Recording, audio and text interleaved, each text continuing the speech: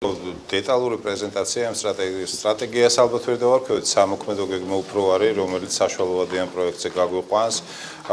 ეს სამოქმედო გეგმა ერთსულოვნად იქნა მოწონებული, როგორც არასამთავრობო, ასევე საერთაშორისო და ექსპერტების მხრიდან.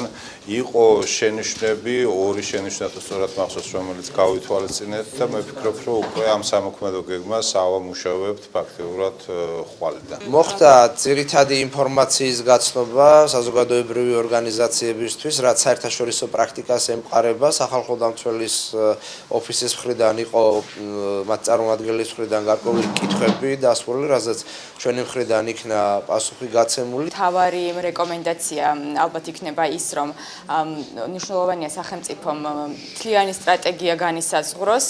ეს იქნება გარკვეულწილად რისი პრეზენტაციაც მოხდა დღეს იქნება მთავრობის დოკუმენტი. თუმცა მნიშვნელოვანია, რომ ჩვენ ერთის მხრივ გვაქვს სოციალური დახმარების შესახებ კანონი, რომელიც განმარტავს უსახლკარო პირის ცნებას და არ უნდა მოხდეს ისე, რომ მთავრობის მიერ შექმნილი სტრატეგია და ადგილობრივი თვითმმართველობის დონეზე არსებული რეგულაცია იყოს განსხვავებული. მნიშვნელოვანია, რომ სახელმწიფო გადავიდა ეგრეთ წოდებული შუალედური გეგმის განხორციელებას, რაც ნიშნავს, რომ კარვებიდან უკვე მუდმივ სტაციონარულ თავშესაფრის შექმნაზეა საუბარი, რომელიც იქნება დარეგულირებული მაღალი სახელმწიფო სტანდარტებით.